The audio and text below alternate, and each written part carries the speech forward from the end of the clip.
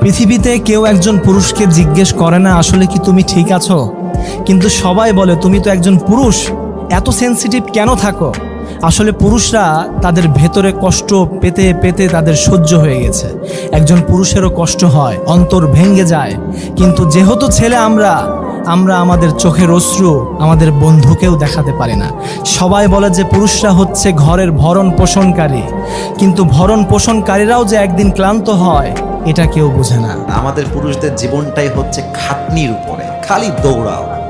ছোট্টবেলায় পড়াশোনার চাপ, বড় হলে চাকরির চাপ, বিয়ে হলে আর এক চাপ, প্যারার কোনো শেষ নাই পুরুষদের জীবনে। যুবক ভাই, সারাটা জীবন খাটবা, সারা জীবন বউকে জীবন দিয়েই দিবা, যে তোমার সব, আমার যা তোমারই সব।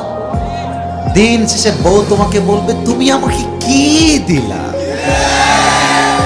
অথচ আমরা পুরুষরা যে পরিমাণ কষ্ট করি একমাত্র আমরাই বুঝি, দুনিয়ার কেউ বুঝতে চায় না। যুবক ভাইরা আমার, পৃথিবীতে কেউ একজন পুরুষকে জিজ্ঞেস করে না আসলে কি তুমি ঠিক আছো, কিন্তু সবাই বলে তুমি তো একজন পুরুষ, এত সেনসিটিভ কেন থাকো। আসলে পুরুষরা তাদের ভেতরে কষ্ট পেতে পেতে তাদের সহ্য হয়ে গেছে।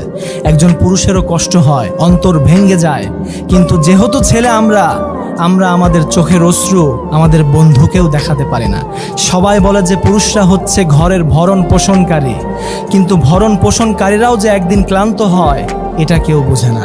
পৃথিবীতে কেউ একজন পুরুষকে জিজ্ঞেস করে না আসলে কি তুমি ঠিক আছো, কিন্তু সবাই বলে তুমি তো একজন পুরুষ, এত সেনসিটিভ কেন থাকো। আসলে পুরুষরা তাদের ভেতরে কষ্ট পেতে পেতে তাদের সহ্য হয়ে গেছে। একজন পুরুষেরও কষ্ট হয়, অন্তর ভেঙে যায়, কিন্তু যেহেতু ছেলে আমরা আমাদের চোখের অশ্রু আমাদের বন্ধুকেও দেখাতে পারি না। সবাই বলে যে পুরুষরা হচ্ছে ঘরের ভরণ পোষণকারী, কিন্তু ভরণ পোষণকারীরাও যে একদিন ক্লান্ত হয় এটা কেউ বোঝে না।